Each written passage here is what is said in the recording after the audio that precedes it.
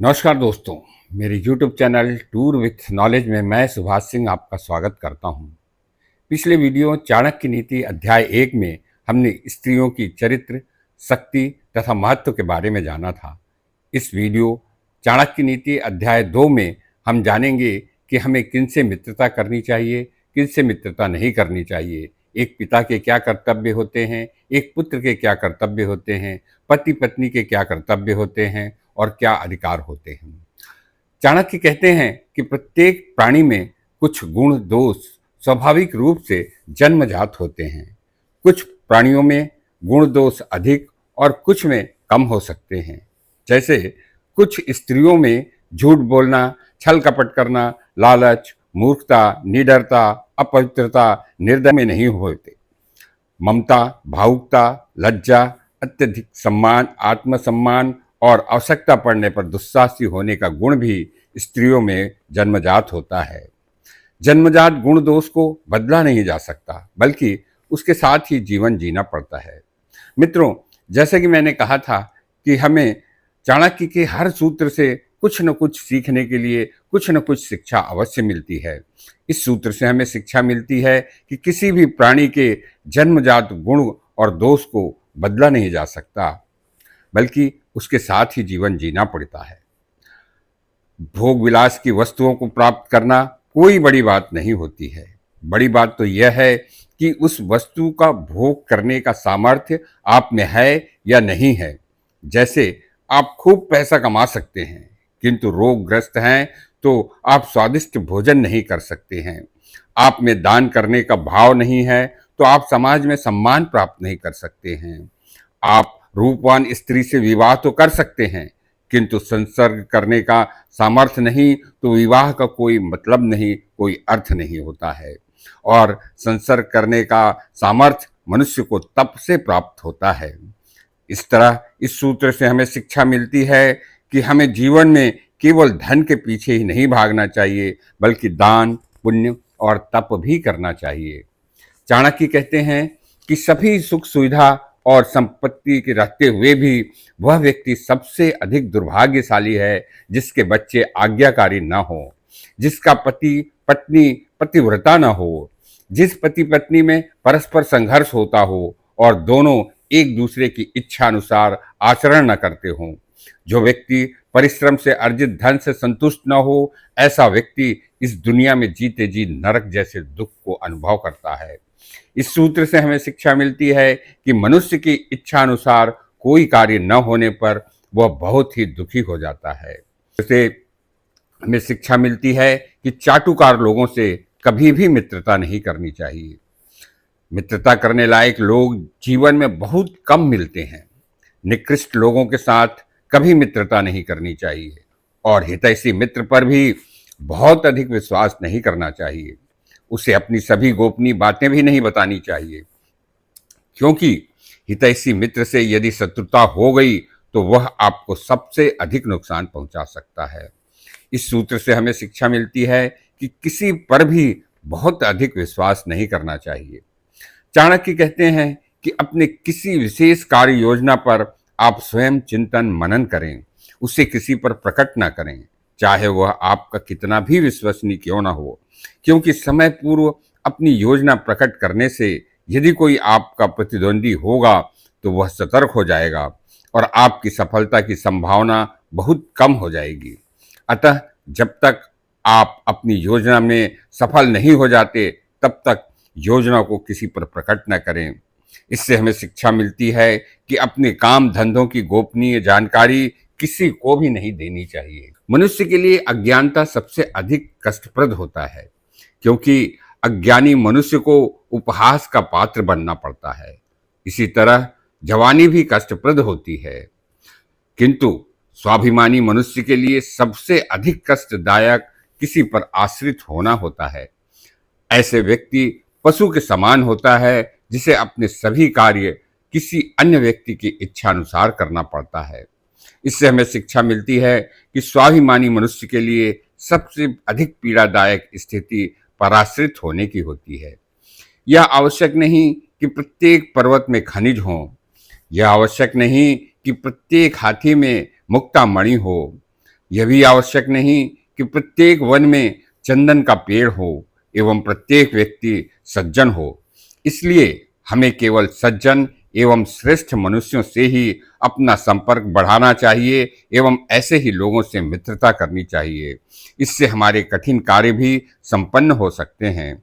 इस सूत्र से हमें शिक्षा मिलती है कि यह आवश्यक नहीं कि जो चीज जैसी दिखाई देती है वह चीज वैसी ही हो। चाणक्य कहते हैं कि मनुष्य को हमेशा ज्ञान प्राप्ति करने का प्रयास करना चाहिए, क्योंकि ज्ञानी व्यक्ति अपने ज्ञान और गुण से सभी को प्रभावित करता है। इस कारण संसार में उसका सम्मान उसी प्रकार किया जाता है जिस प्रकार किसी धार्मिक स्थान का सम्मान किया जाता है। इस सूत्र से हमें शिक्षा मिलती है कि ज्ञान अमूल्य धन है, जिसे प्राप्त करने का प्रयास हमेशा करते रहना चाहिए। वो माता पिता अपनी संतान के सबसे बड़े शत्रु हैं जो उन्हें अच्छी शिक्षा नहीं दिलवाते हैं, क्योंकि मूर्ख और अज्ञानी मनुष्य हंसों के बीच बैठे कौवे के समान है, जो न ही ज्ञान युक्त बात कह सकता है और न ही ज्ञानियों द्वारा कही गई ज्ञान युक्त बातों को समझ सकता है। इस सूत्र से हमें शिक्षा मिलती है कि माता पिता पालक की सबसे बड़ी जिम्मेदारी है कि बच्चे को उचित शिक्षा दिलवाएं। माता पिता को चाहिए कि वे अपने बच्चे को ज्यादा लाड़ प्यार न करें और न ही उनकी सभी उचित अनुचित इच्छाओं को पूर्ण करें। इससे बच्चे में अवगुण उत्पन्न हो जाते हैं, जो बच्चे की प्रगति एवं विकास में बाधक बन जाते हैं। इसलिए समय समय पर बच्चों को दंडित करना भी आवश्यक है। इस सूत्र से हमें शिक्षा मिलती है कि माता पिताओं को बच्चों को प्यार के साथ साथ दंडित करना चाहिए। जीवन का प्रत्येक पल अति महत्वपूर्ण है, इसलिए मनुष्य को इसका सार्थक उपयोग कुछ इस तरह करना चाहिए कि दिन में एक बार एक वेद मंत्र या एक आध श्लोक याद करना चाहिए। यदि यह संभव न हो तो दान करना चाहिए। यदि यह भी संभव न हो तो परोपकार अथवा अच्छा कार्य करना चाहिए। इस सूत्र से हमें शिक्षा मिलती है कि मनुष्य को अपने जीवन का कोई भी दिन व्यर्थ नहीं गंवाना चाहिए, बल्कि उसका कोई न कोई उपयोग सार्थक रूप से करना चाहिए। मनुष्य के जीवन में कुछ ऐसे दुख होते हैं जिन्हें भूलना असंभव होता है, जैसे वृद्धावस्था में पत्नी की मृत्यु हो जाना, अपनों एवं अपने रिश्तेदारों द्वारा अपमानित किया जाना, कर्ज या ऋण न लौटा पाना, दुष्ट या बदमाश आदमी की नौकरी करना, मूर्खों के साथ निवास करना, गरीबी में जीवन यापन करना या ऐसी परिस्थितियां जो मनुष्य को धीरे धीरे मृत्यु की ओर ढकेलती हैं। शिक्षा। इस सूत्र से हमें शिक्षा मिलती है कि विपरीत परिस्थितियां मनुष्य को रोगग्रस्त कर मृत्यु की ओर ढकेलती हैं। चाणक्य कहते हैं कि तीव्र वेग से बहने वाली नदी के किनारे स्थित बड़ा से बड़ा वृक्ष भी समय पूर्व नष्ट हो जाता है। इसी तरह पर स्त्री पुरुष के साथ रहने वालों का अंत अति शीघ्र हो जाता है। जिस राजा के पास योग्य मंत्री न हो, उस राजा का नाश भी अति शीघ्र हो जाता है। इससे शिक्षा मिलती है कि अनुकूल परिस्थिति में न रहने से हमेशा नुकसान ही होता है। जिस तरह ब्राह्मण अपने ज्ञान के कारण, एक राजा अपने सैन्य शक्ति के कारण, एक वैश्य अपने धन शक्ति के कारण और एक सेवक अपने सेवा भाव के कारण महत्व प्राप्त करता है, उसी प्रकार प्रत्येक स्त्री पुरुष में कोई न कोई ऐसा गुण होता है जिससे उसे महत्व प्राप्त होता है। बिना गुण के व्यक्ति का कोई महत्व नहीं होता है। इस सूत्र से हमें शिक्षा मिलती है कि किसी भी व्यक्ति को महत्व एवं सम्मान उसके गुणों के कारण ही प्राप्त होता है। चाणक्य मेहमान के बारे में कहते हैं कि मेहमान को ज्यादा दिनों तक अपने रिश्तेदारों के यहाँ नहीं रहना चाहिए। कोई निर्लज्ज व्यक्ति ही अधिक दिनों तक अपने रिश्तेदारों के घर पर निवास करता है। अतिथि को चाहिए कि वह जिस तरह वेश्या निर्धन पुरुष को छोड़ देती है, एक पक्षी सूखे वृक्ष को छोड़ देता है, उसी तरह अतिथि को भोजन करने के बाद आतिथेय के घर से चले जाना चाहिए। इस सूत्र से हमें शिक्षा मिलती है कि अतिथि को अधिक समय तक रिश्तेदारों के यहाँ नहीं रहना चाहिए। चाणक्य कहते हैं कि जिस तरह दक्षिणा पाकर ब्राह्मण चले जाते हैं, ज्ञान प्राप्त कर विद्यार्थी स्कूल छोड़ देते हैं, जंगल जल जाने पर पशु पक्षी चले जाते हैं, उसी तरह कार्य पूर्ण हो जाने पर मनुष्य को अपनी मंजिल की ओर आगे बढ़ जाना चाहिए। इस सूत्र से हमें शिक्षा मिलती है कि उद्देश्य पूर्ण होते ही अपने मूल स्थान पर चले जाना चाहिए। बुद्धिमान मनुष्य को दुष्ट, दुराचारी, पापी व्यक्तियों से दूरी बनाकर रहना चाहिए। ऐसे लोगों की संगति से बुद्धिमान मनुष्य की बुद्धि भी नष्ट हो जाती है। ऐसे लोगों के साथ रहने से आपको केवल नुकसान एवं बदनामी ही मिलेगी। इससे हमें शिक्षा मिलती है कि अपराधी प्रवृत्ति के लोगों के साथ मित्रता नहीं करनी चाहिए।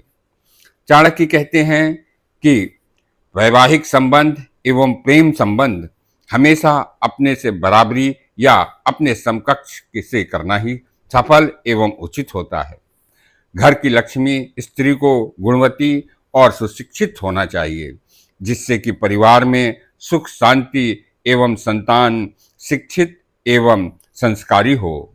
इस सूत्र से हमें शिक्षा मिलती है कि रिश्तेदारी बराबरी वालों के साथ ही सफल होती है। दोस्तों, इस वीडियो में मैंने मित्रता करना, वैवाहिक संबंध स्थापित करना, माता पिता के दायित्व, पुत्र के दायित्व आदि के बारे में आपको उचित जानकारी देने का प्रयास किया है। मेरा यह प्रयास है कि इस वीडियो से आपको अपने जीवन में कोई न कोई लाभ अवश्य हो। उम्मीद है कि यह वीडियो आपको अच्छा लगा होगा। यदि इस वीडियो आपको अच्छा लगा है तो कृपया इसे सब्सक्राइब, लाइक करते हुए कमेंट अवश्य करिएगा। फिर किसी अगले वीडियो में मुलाकात होगी। तब तक के लिए नमस्कार। आप सभी को धन्यवाद।